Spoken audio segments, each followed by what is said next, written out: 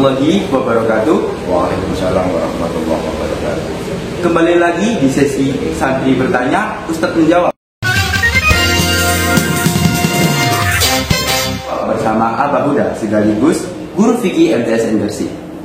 Jadi, Abah di sini ada beberapa pertanyaan yang harus dijawab oleh Abah. Pertanyaan pertama yaitu sikat gigi setelah subuh, hukumnya itu gimana? Sebenarnya awal dari hukum sikat gigi sendiri adalah sunnah. Kemudian mengapa kok ditanyakan setelah subuh, itu ada kaitannya dengan puasa. Tetap dalam posisi sunnah. Karena kita puasa maka bisa berubah makruh itu ketika sudah masuk waktu buka. Terus pertanyaan kedua, hukum ngorek hidung atau ngupil itu gimana? Tentang ngorek hidung dan ngupil itu di sana ada rongga. Rongga itu ada dua bagian luar dan bagian dalam. Ketika jari jemari kita sudah masuk dalam rongga yang bagian dalam, dengan kesengajaan ngupil, ngorek telinga dan seterusnya, itu ketika sudah masuk pada rongga yang dalam maka batal. Mengapa? Karena ada kesengajaan. Terkecuali sesuatu yang masuk selain jari kita atau bahkan jari kita sendiri yang tidak sengaja, maka tidak membatalkan puasa. Pertanyaan ketiga, kalau suntik ketika sakit, apakah membatalkan puasa? Yang dimaksud suntik di sana adalah pengertiannya mereka yang bertanya suntik itu adalah memasukkan sesuatu ke tubuh kita. Yang dimaksud memasukkan sesuatu ke tubuh kita itu adalah memasukkan sesuatu pada tubuh kita yang lubang. Lubangnya itu ada lubang asli. Contoh lubang asli ya telinga, mulut dan seterusnya itu. Tapi ketika kita suntik itu adalah aslinya yang kita suntik kan buntu, tidak ada lubangnya, sehingga tidak membatalkan puasa. Pertanyaan keempat, jika berkumur di siang hari itu bagaimana hukumnya? Untuk berkumur sama halnya dengan bersikat dan bersiwak, maka setelah zawal syamsi atau tergelincirnya matahari ke sebelah barat dalam kurung masuk waktu zuhur ketika puasa, maka hukumnya makruh. Terkecuali kalau kita ada niatan, ada mau berkumpul dengan orang banyak, kita menjaga jangan sampai menyakiti orang lain dengan bau mulut kita, maka itu hukum yang berbeda. Pertanyaan kelima, kalau memakai parfum saat sholat, kan parfum kan biasanya ada kandungan alkoholnya. Yang ditanyakan kandungan alkohol atau bau? Keduanya. Kalau ada kandungan alkohol, alkoholnya itu pernah saya tanyakan pada orang yang ahli, alkohol itu ada yang tidak najis pula. Tapi kalau kita sama ratakan, maka kalau ada kandungan alkohol setitik pun, setetes pun itu bercampur dengan satu botol parfum, maka satu botol parfum itu menjadi najis ketika alkohol yang kita maksud setetes itu adalah alkohol yang najis. Untuk yang tentang bau itu untuk sholatnya, nah itu kita ambil hukum tersendiri, kita memberi keputusan sendiri, kita putuskan sendiri untuk kita. Untuk sholatnya itu sunnah berwangi-wangi, memakai tip. Sedangkan untuk puasanya itu kita disuruh hati-hati dengan tip atau bau-bauan. Jadi antara sholat dan puasa itu ada perbedaan dalam hal tip. Tip itu wangi-wangi, parfum. Tapi parfum yang kita maksud adalah parfum yang untuk sholat. Pertanyaan keenam, kalau potong rambut atau potong kuku bisa membatalkan puasa? Tidak juga. Karena coba kita atau sama tengok hal-hal yang membatalkan puasa itu apa saja. Jadi cara ringkas. Contoh, makan dengan sengaja.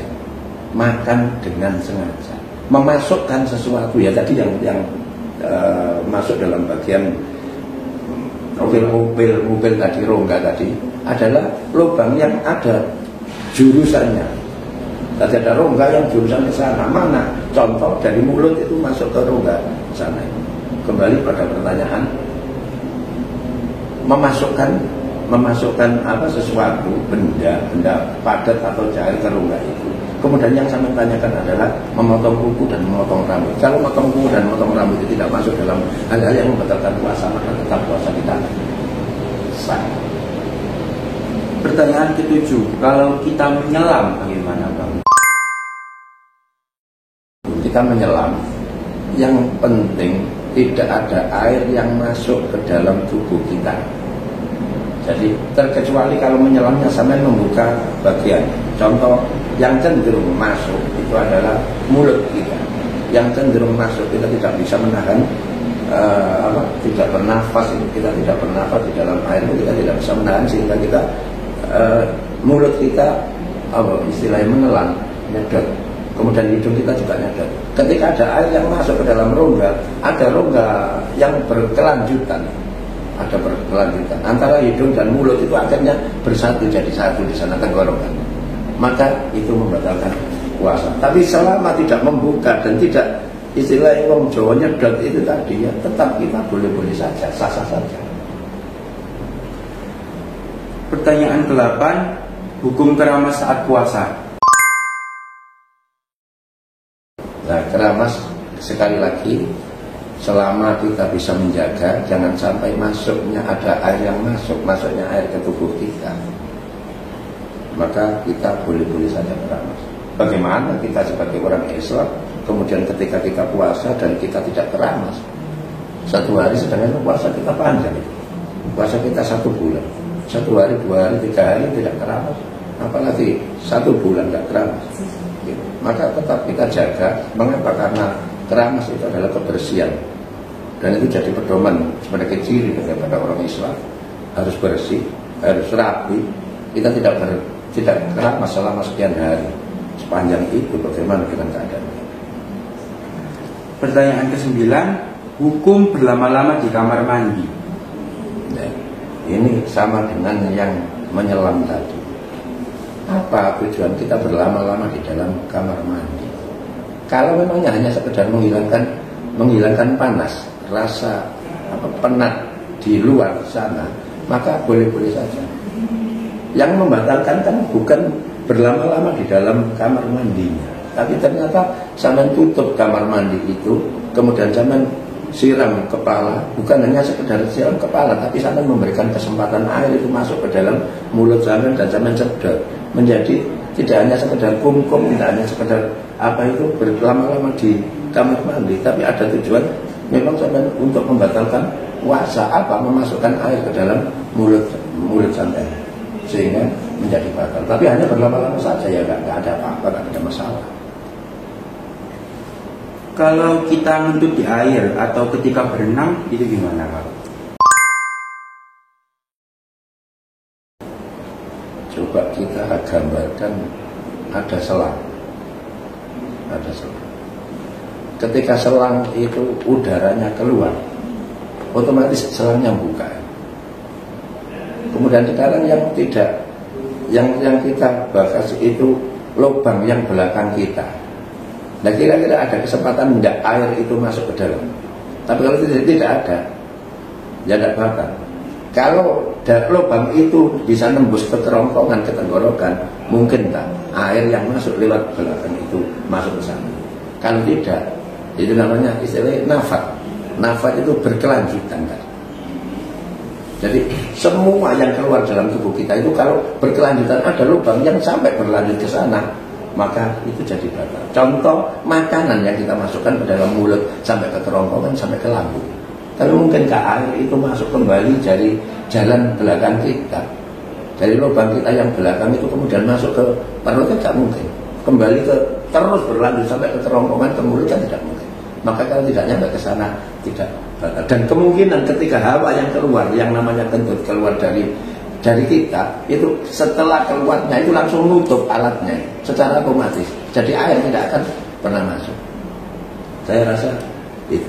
Kemudian ada lagi, ini pertanyaan terakhir yang banyak ditanyakan. Kalau ketika imsak, apa kita boleh makan gitu Mas? Makan gitu. Sebenarnya imsak itu, imsak artinya secara lugawi, secara bahasa, imsak itu artinya nyegah. Jadi awal puasa ya imsak itu. Puasa kan ayat as-saumu ayat al-imsaku, mencegah. Tapi ketika imsak itu adalah batasan terakhir yang kita makan dengan santai, minum dengan santai, merokok, ngopi dan seterusnya.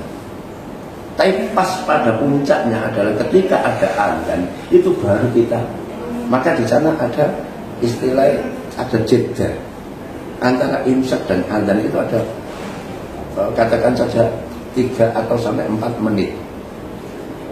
Tapi bagaimana dengan kita? Jangan-jangan sampai nanti kita makan, masih minum, masih lezatnya kita minum kopi atau minum es juga pada saat itu, kemudian kita baru nyampe pada tenggorokan sana azan, otomatis tidak boleh. Jadi sebenarnya imsak itu boleh-boleh saja kita minum.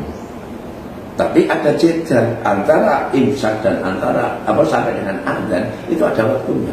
Untuk kita ikhtiar, kita untuk hati-hati di dalam hal itu. Mengapa kok hati-hati? Iya, kalau sampai menelan pada saat azan itu, berarti otomatis sama tidak sholat, tidak puasa.